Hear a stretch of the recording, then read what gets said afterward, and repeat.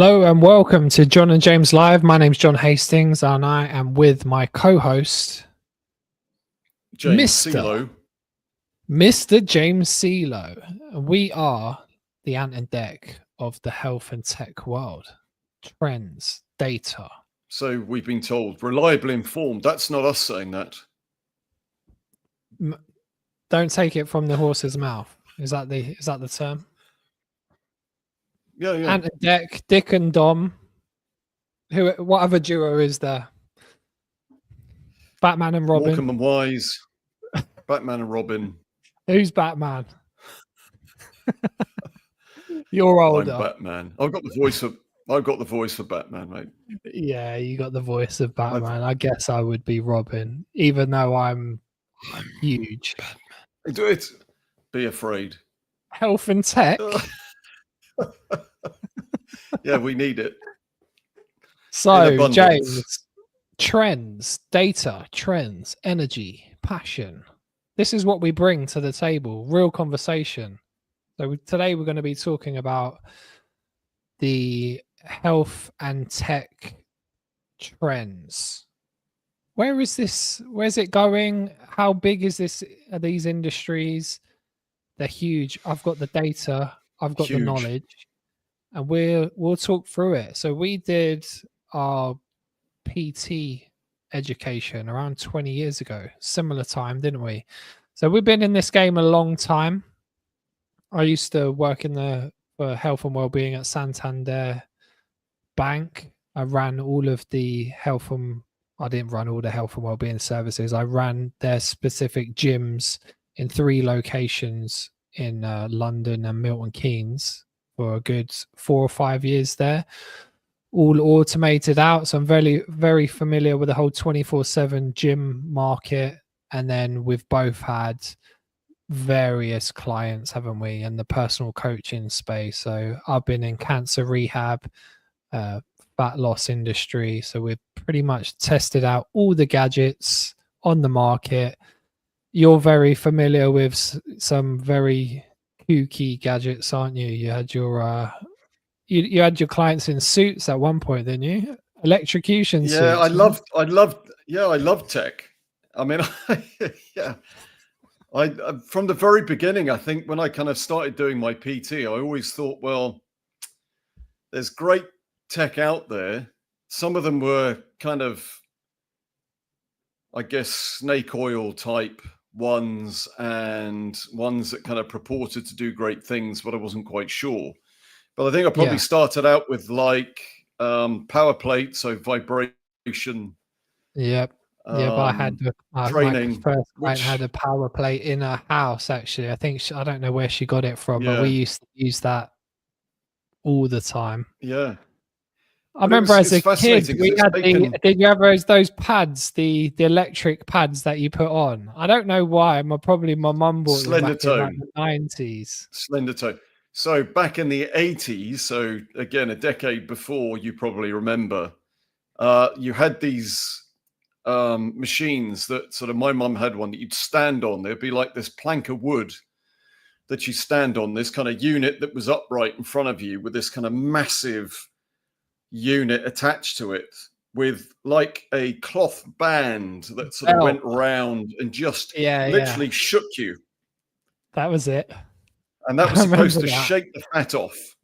I mean, what it probably did do was increase circulation, but that was about it. But yeah, you just stood on it. It was like a massage. Read a magazine. It's like she'd be there with a woman's own magazine, just literally shaking the shit out of her. So like a yoga resistance band that was just shaking, wasn't it? It was quite an interesting contraption. So the tech innovation in this space, it's obviously come about as sedentary lifestyles, change in food, change in environment.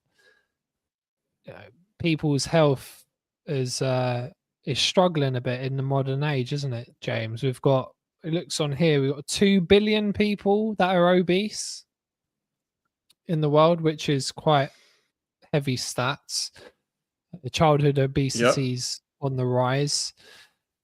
Just some of the percentage. stats on here. So, rising healthcare expenditures globally, healthcare spending is projected to reach 10 trillion by 2026, driven by factors such as aging populations and increasing prevalence of chronic diseases. So, aging, obviously, the science is getting better. People are living longer, but there's an age span and a health span, isn't there, which are slightly different. It's So like age how long span is can you... obviously getting older.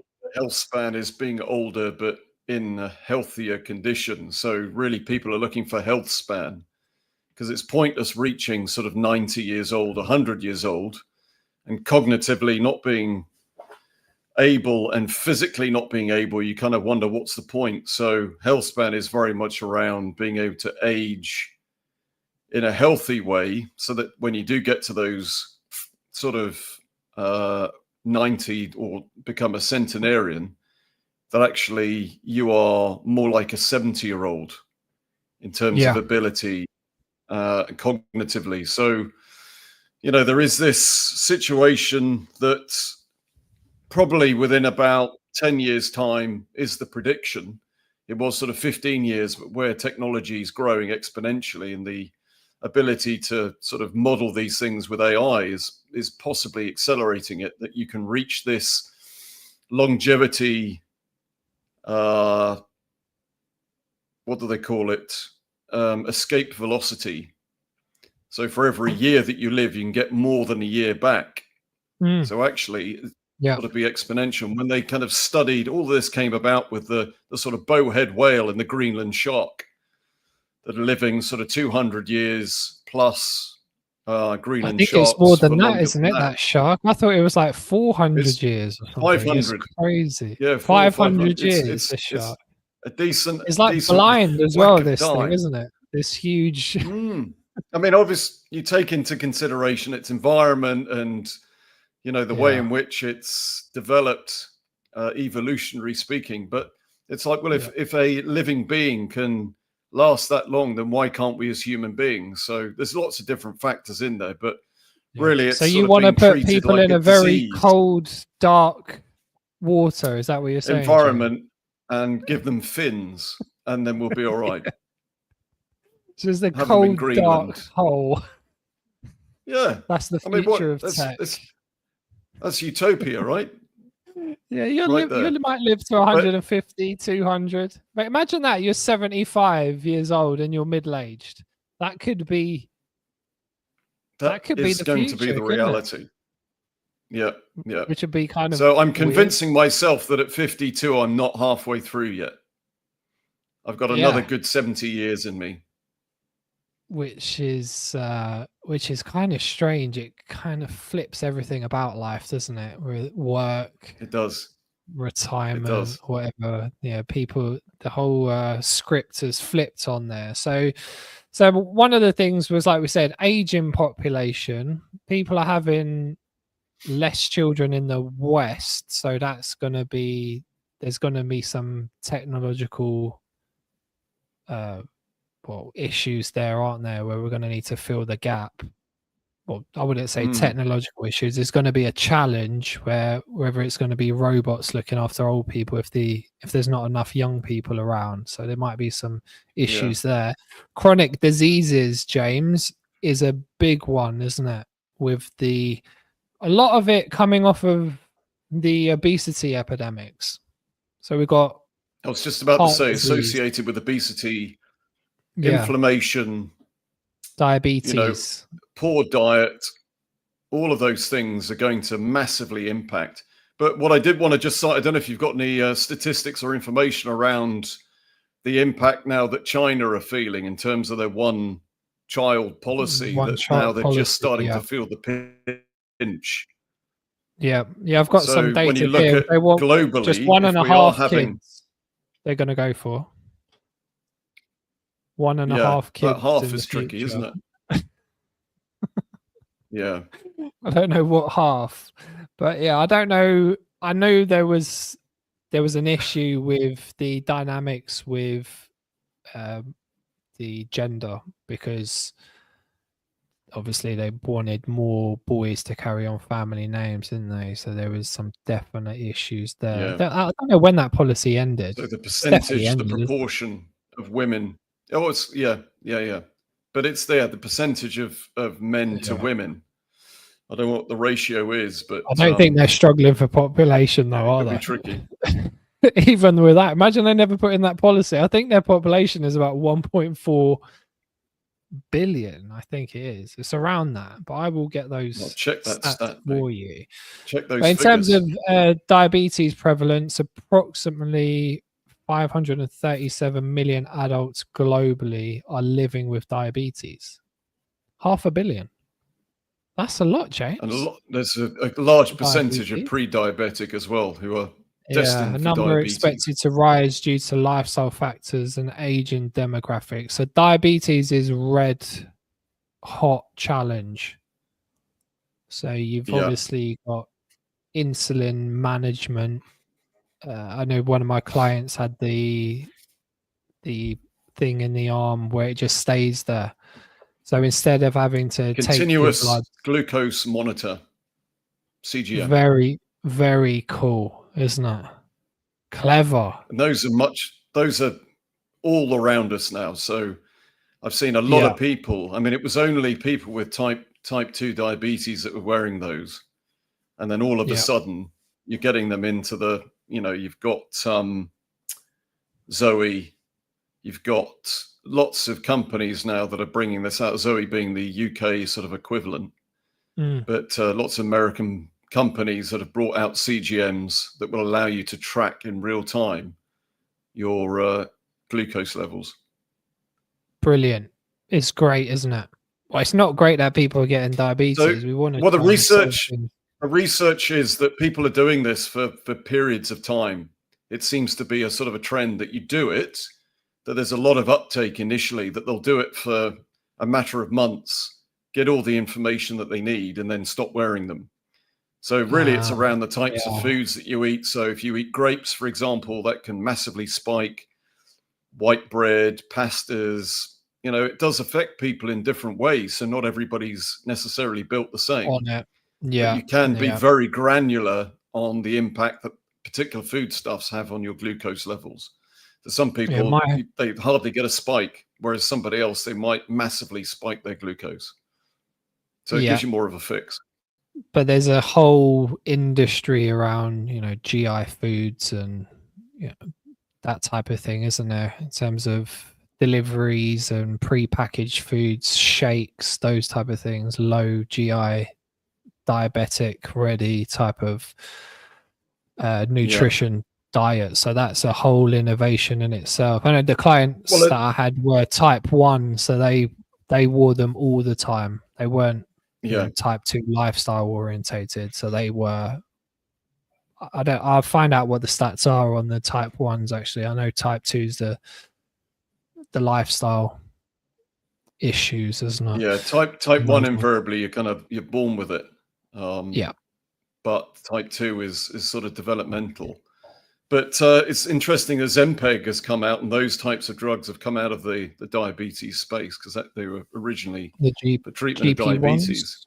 Yeah. And again, they're going to be, it looks like 10% of the market are using them at the moment. Apparently 50% of people have said that they're interested. So cost-wise, I think in the US, might be some costing issues. I think they're only given out potentially by doctor's prescription in the UK. But I guess these are going to be, they're probably going to come in different forms, aren't they, James? With a tablet form, injections. I don't think injecting yourself is going to be, do you think that's going to be the way forwards, James? I think tablet form. Well, I mean, a lot of people are doing it. But yeah, certainly when it becomes tablet form, I mean, it makes sense, doesn't it? That there's going to be so much more uptake. The thought of having to inject yourself with something is not appealing. So if that's putting some people off, then taking a pill is the magic bullet, isn't it? Literally, if people think that they can get what they want in a very short space of time. So these drugs will probably be used around a particular event, so either going on holiday or a wedding or a photo shoot or something that they want to lose Hollywood, some weight around. It'll probably be this situation where they may not be on it all the time. And this is it. I mean, it's like, and you know what you're doing, so you get somebody who just wants to achieve a goal by a certain time. They then sort of 6 weeks out, 8 weeks out, start taking it. And then they're on the road then to achieving that goal, whatever it looks like by that time. And, it takes the guesswork out of it. It's changing the brain chemistry, that your relationship with food changes. You become less interested in food. The satiation kicks in quicker. It's just that interest is dulled through these particular drugs. It's just the marketing it is around fascinating it where it's going to go. But at the moment, there still are side effects. Yeah, you see, certainly because it was huge for celebrities during lockdown. Yeah, I think Jeremy Clarkson came out and then now sort of terming it sort of a Zempeg face. You see sort of, people with quite gaunt faces looking sort of unwell, and they've been on a Zempeg.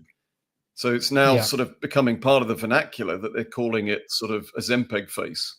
That just shows you how mainstream it's becoming. Because celebrities on the whole were taking it during lockdown when they couldn't go and work out like they used to.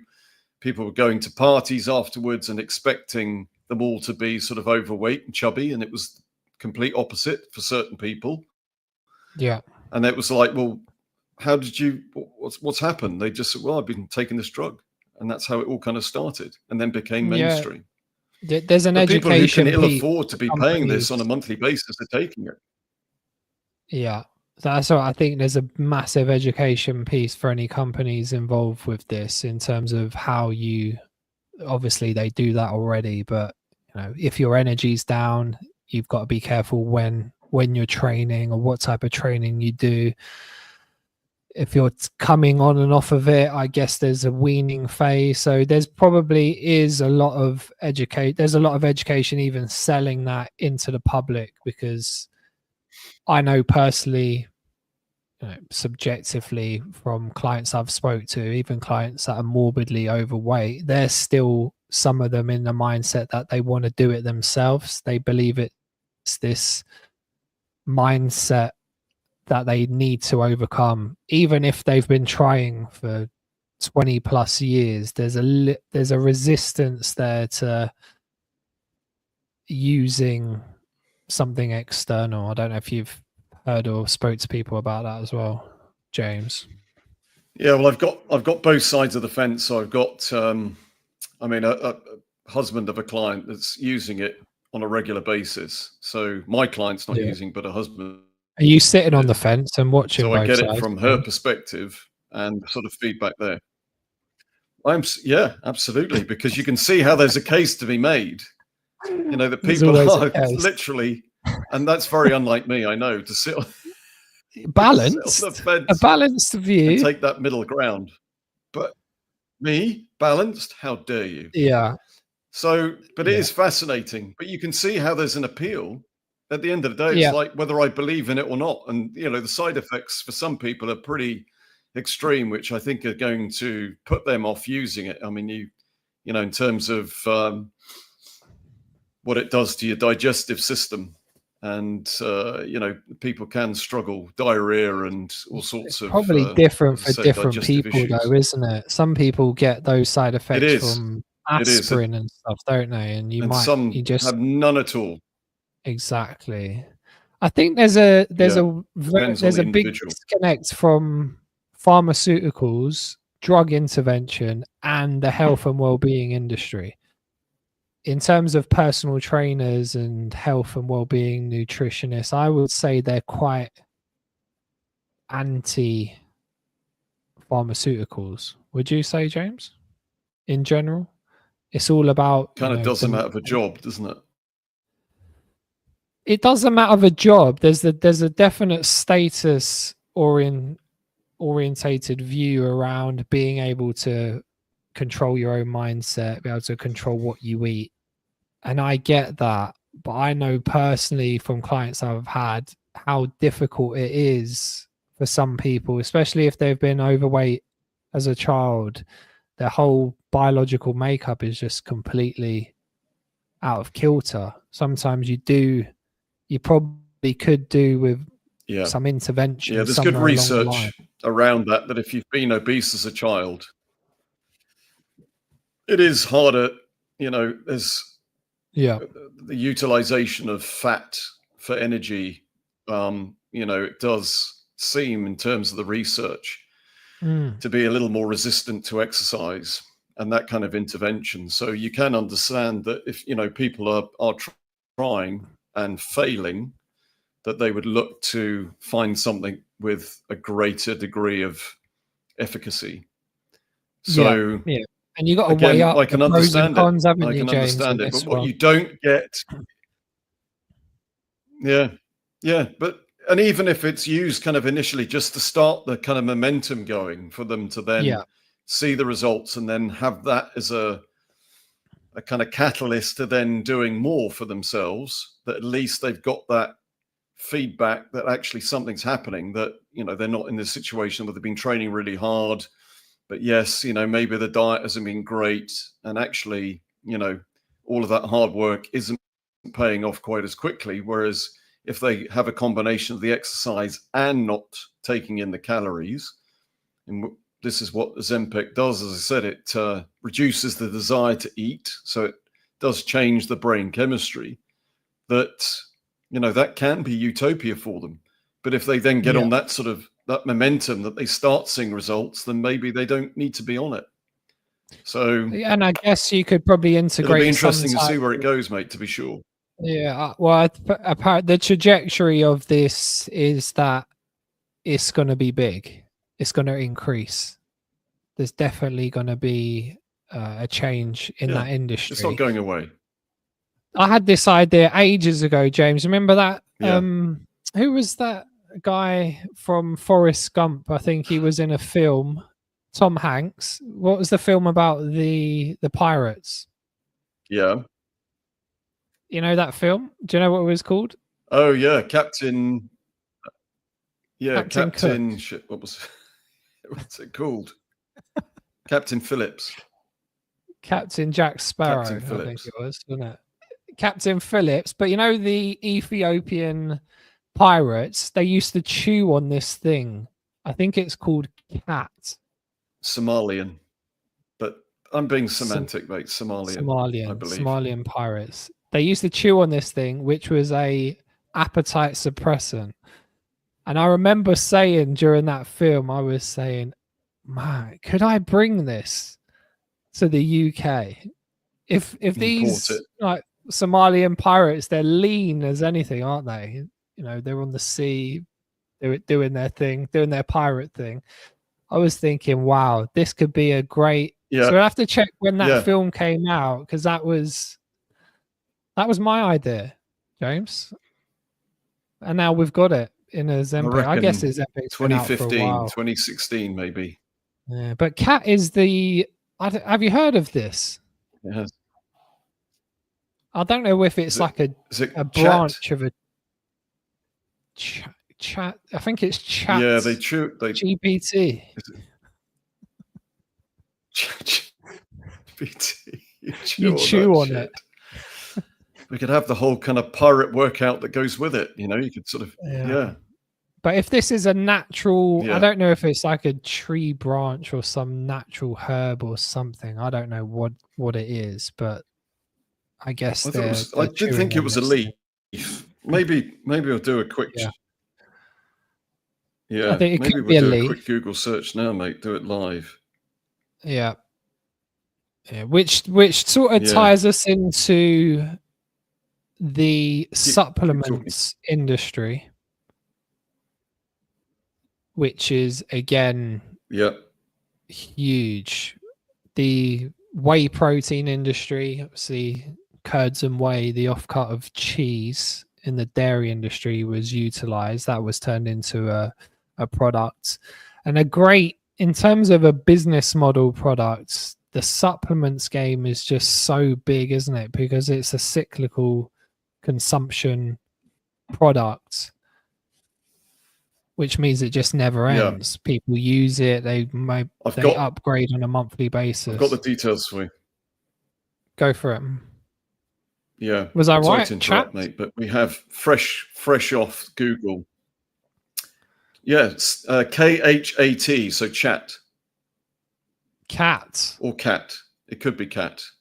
I'm pronouncing it chat. Are chewed for their pleasurable effects. So it's the leaves of the plant. Chewing releases cathinone or cathinone, which may decrease appetite through an unknown mechanism. It's an unknown mechanism. They're not going to commit to anything. Levels of the peptide ghrelin increase with hunger and decrease immediately postprandially, while peptide YY is released following a meal.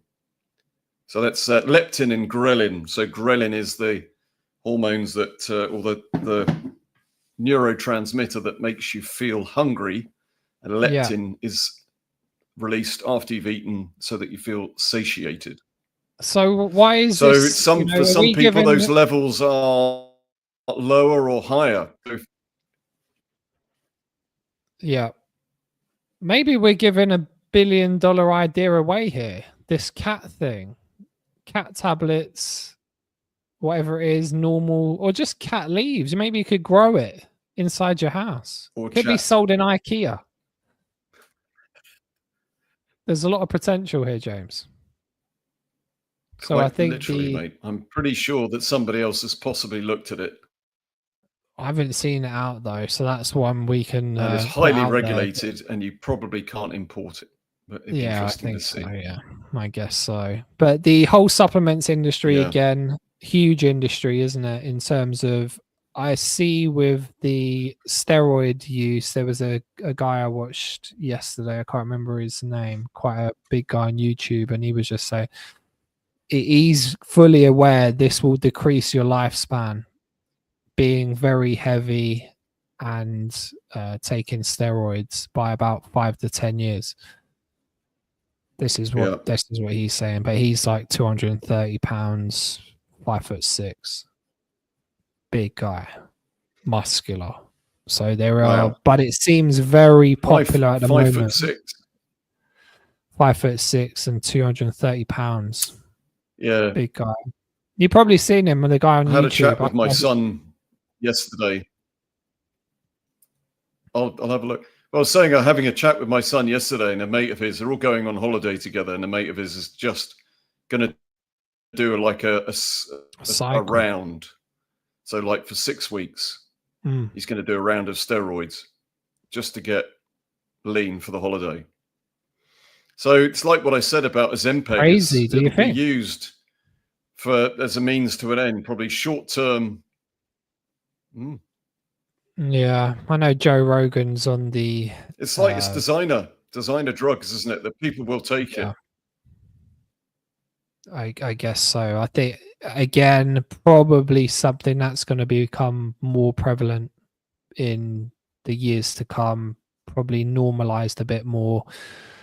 I guess for middle-aged guys, just past middle-age, sort of like the HRT, isn't it? For women, maybe testosterone supplementation is gonna be for men more mainstream. Or human growth hormone is another one. Yeah. HGH. Yeah. And again, more personalized. I think that's where the trend's going. Definitely more personalized, blood work, understanding people's testosterone levels, and then trying to maximize whatever you've got. Really depends what you want. If you want, how you look, or if you're going for longevity, you might want to do something else. There's Brian Johnson, the tech founder, who's trying to increase his longevity, isn't he? So he's pretty much doing everything. Sleep industry, huge. Probably the biggest thing in terms of health, isn't it? If you get your sleep right, then you're probably 80%. Yeah, get that dialed in. Yeah. I think that has one of the biggest impacts when on you think your health. evolutionary speaking, we were never more susceptible and in danger of predation, as in being eaten, than we're asleep. So if it wasn't important, that would have been evolutionarily sort of bred out of our, our systems, because, when we're asleep, we're vulnerable. So it had to be incredibly important to sleep. Otherwise, it would have been eradicated, or certainly reduced, that we could get by on maybe an hour's sleep, or, little snaps of 10 minutes. But we do need good, prolonged, deep, restorative sleep, for sure, in all things. Brain recovery. History, probably animals would have kept away from us, wouldn't they, James? We're an absolute crepitus that is created in the brain.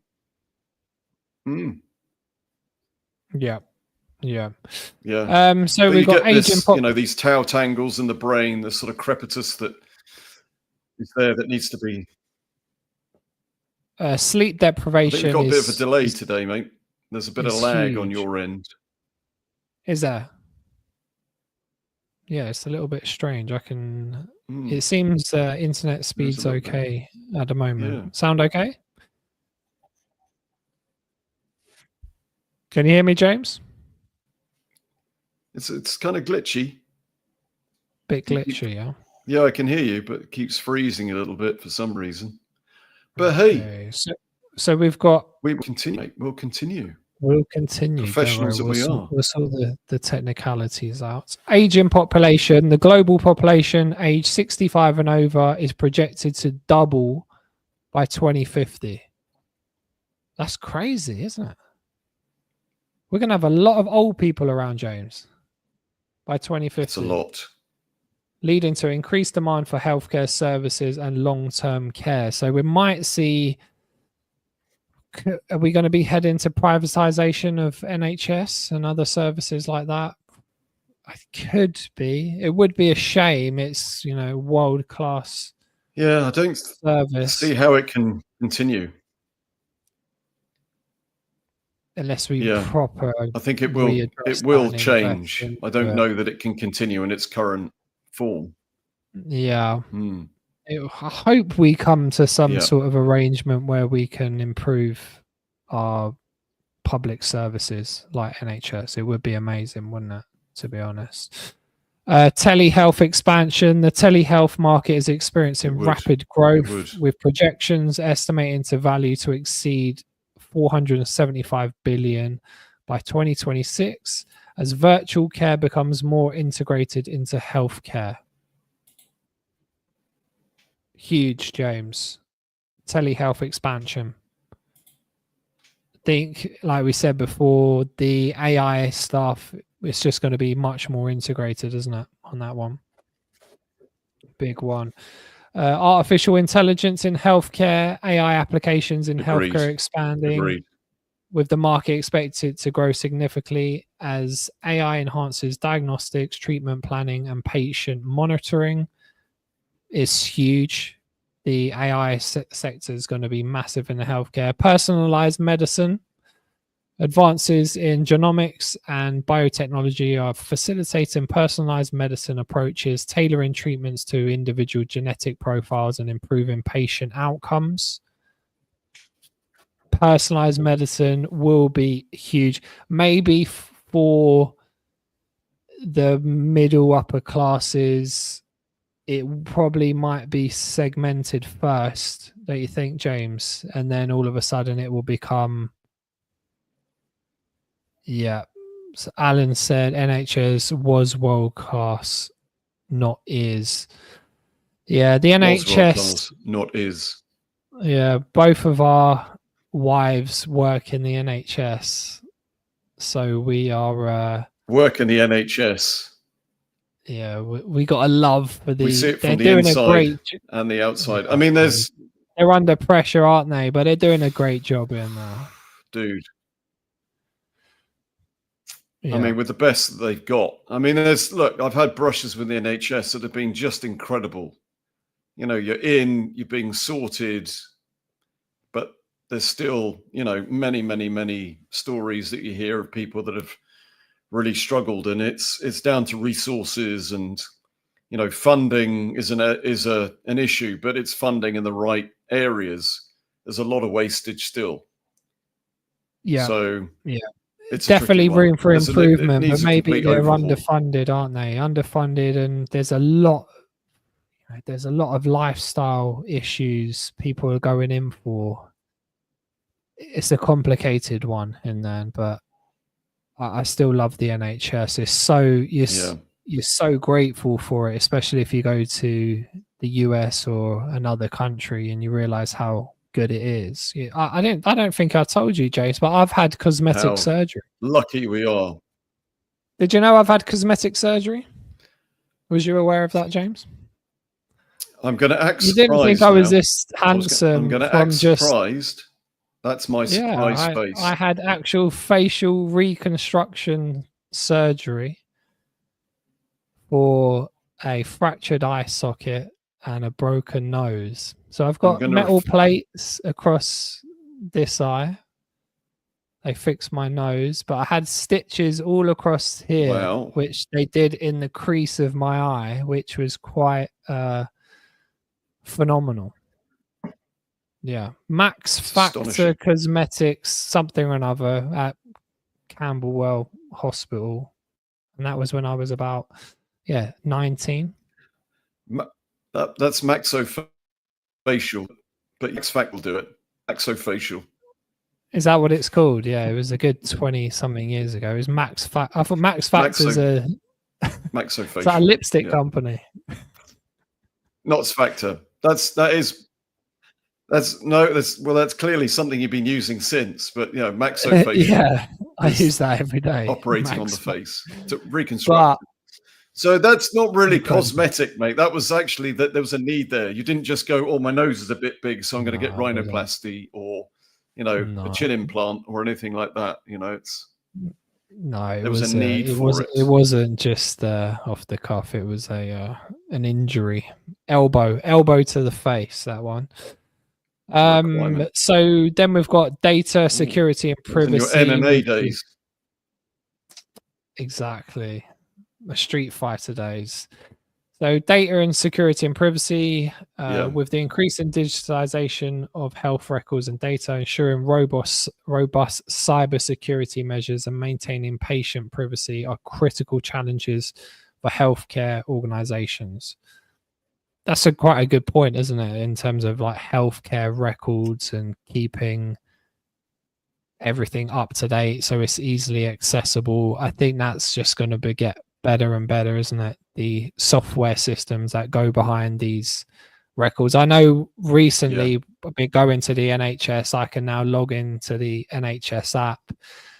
They send sort of my blood results through this app, which is really good.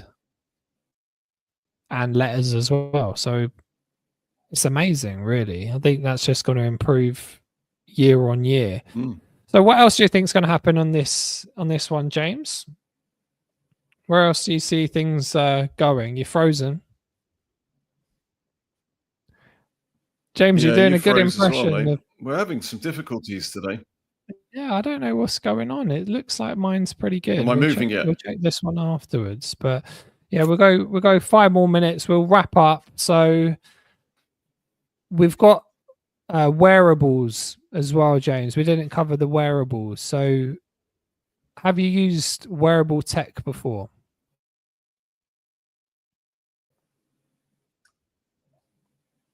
You have. James, can you hear me? I have. So the only wearable tech I've used to use. I can. Am I frozen again? No, you're okay. You good? Oh, dude. I'm good. I'm back. So wearable tech. So in the past, I've used all of the wristwatches, Garmin, Polar, Fitbit, those type of things. I've pretty much done of that. Step counts, pulse monitors, hooked them up to bikes, Peloton, I think, again, the Whoop one that's come out recently, that changed their business model around that. So that was quite interesting. So they're giving, pretty much giving the thing away for quite cheap in terms of the product, and then getting you on the retainer with the back end software stuff. So charging a subscription.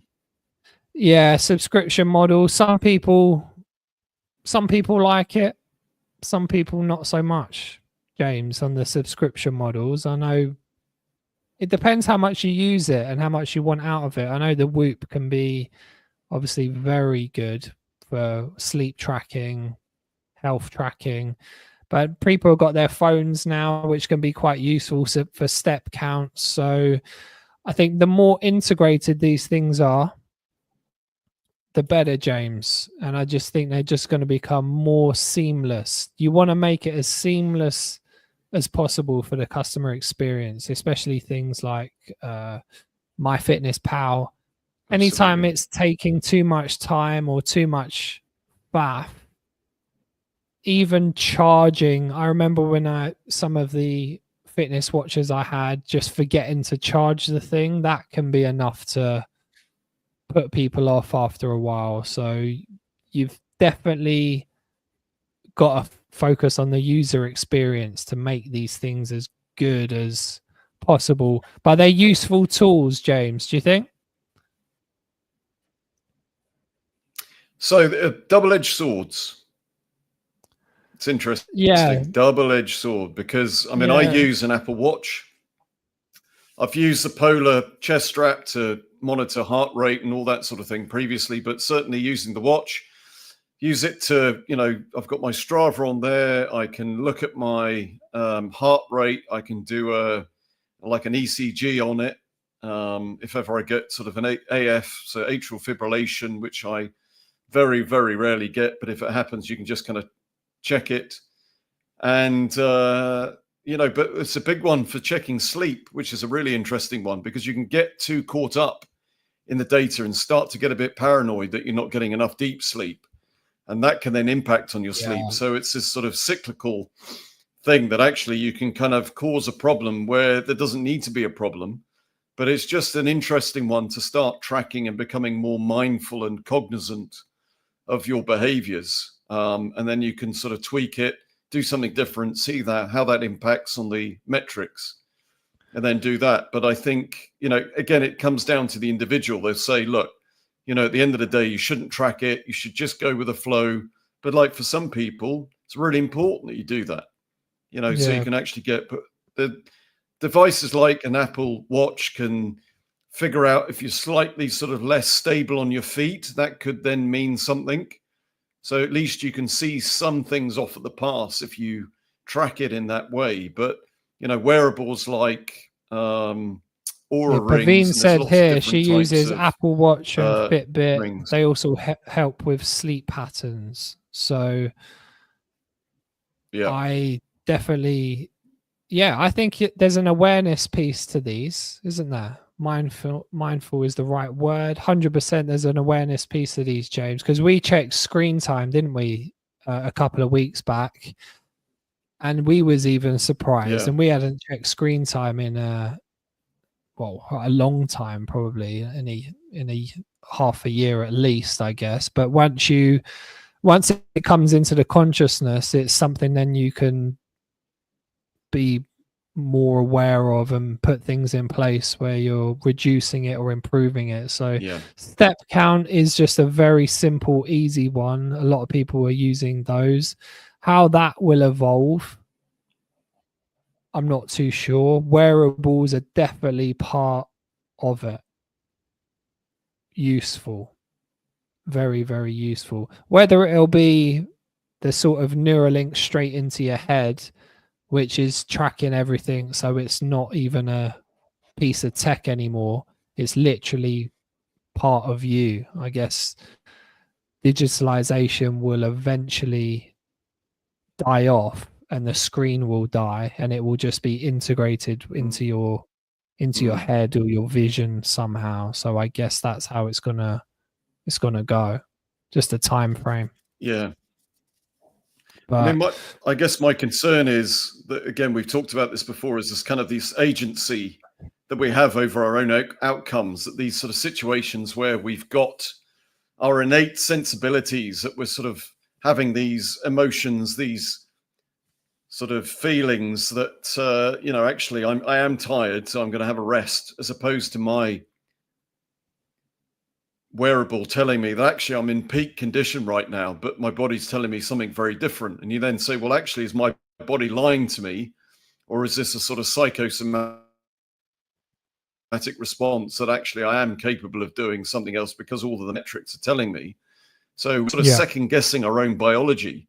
And then are we going to be led by the data? And the data says, actually, I'm in peak condition right now, or I'm feeling great, but it's telling me otherwise, or I'm not feeling great and it's telling me that I'm absolutely fine. So it's going to be an interesting one. You want to read this one out from Pedro, James? Can you see? So Pedro says, Apple Watch or Fitbit, I believe it's a great tool to create a healthy habit. Agreed. Once done, can become a stressful surveillance where the mean can trump the final healthy objective. So exactly, I think what we've been discussing is like they're a great one to get you into a situation where you can start to take an interest in your health and those outcomes, but then over a period of time, if then it becomes an obsession, then it can kind of take you the other way. But there's balance in all of these things. It depends on your personality type, whether it can coexist or it becomes all consuming. It's down to the individual.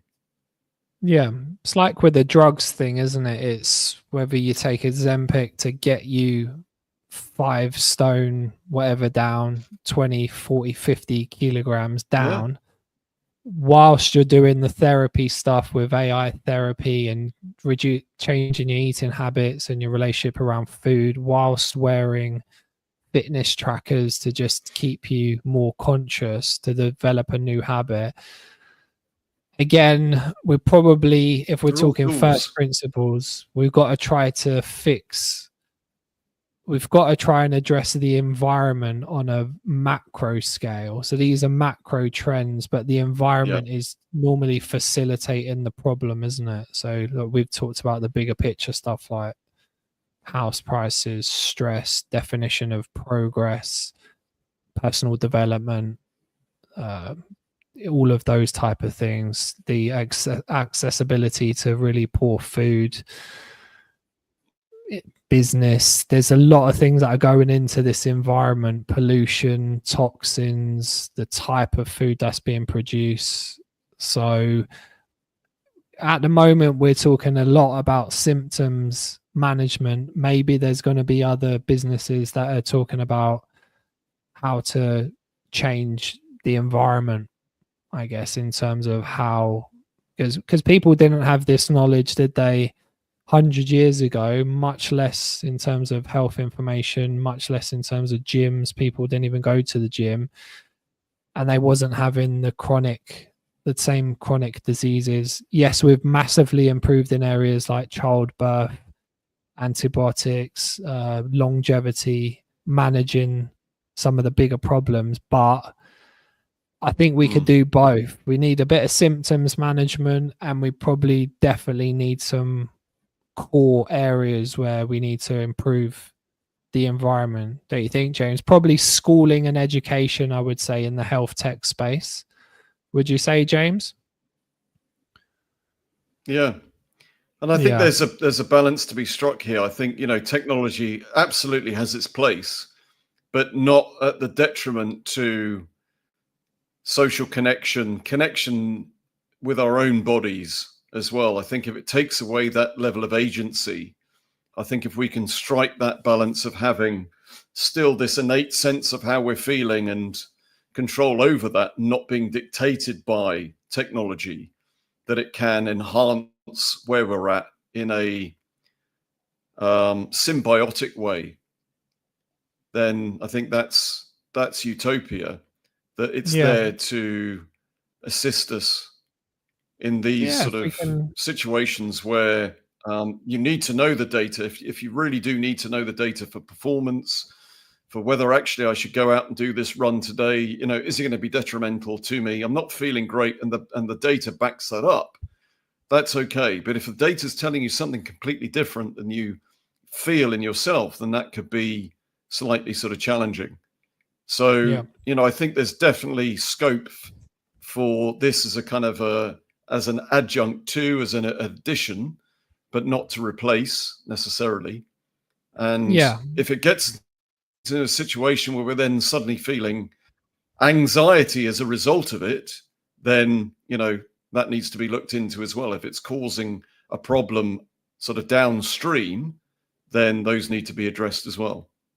Yeah, I think it could be a good facilitator as well with the gamification of potentially gyms being this like gaming playground where you're running against Usain Bolt, or you're doing sort of like the Peloton do, where you can race other people.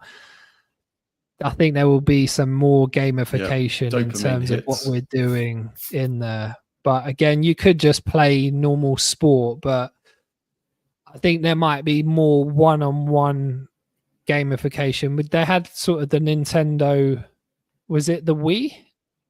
Which one was it? There was a couple of them where we talked about it the other day, where we got into it for a short amount of time, like table tennis and running and stuff, and then it just led on the sofa really eating a burger, just kind of going like that.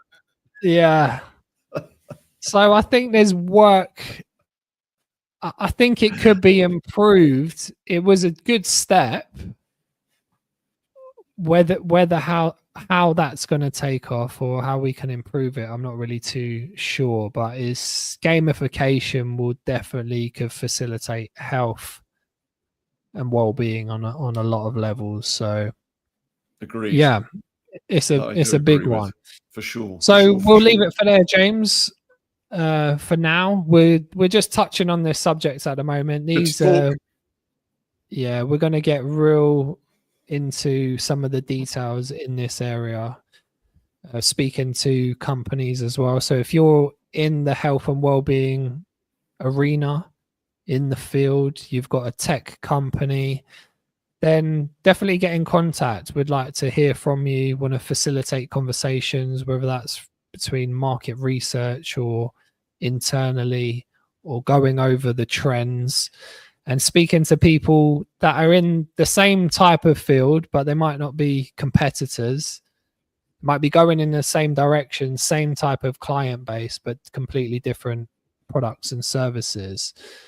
And we really just are very interested in the trends and the solutions, from first principles problem solving all the way to symptoms management, and then all of the business models that are potentially evolving off of these different offerings, really. So it's a very exciting space. There's huge problems, and anytime there's huge problems and challenges, there's opportunities, and there's a lot of opportunity for innovation here in this space, going from school education, legislation, all the way to AI and tech and biotech and longevity. So yeah, we're going to be in this space talking about it a lot. So join us, get involved if you are part of a company or you're in a nice startup that's very exciting. We'll be very interested to talk to you.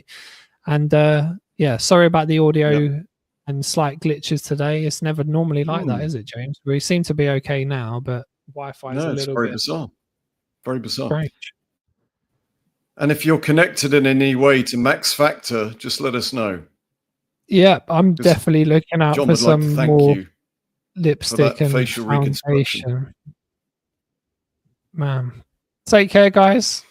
Thank you very much, and we look forward to speaking to you again. Thanks, Pedro. Thank you to Alan. Thank you to Paveen. As ever. Appreciate you all commenting, and we'll speak to you soon. Take care, guys. Thanks, everybody. Bye-bye. Have a wonderful day. Much love. See you later. Bye-bye.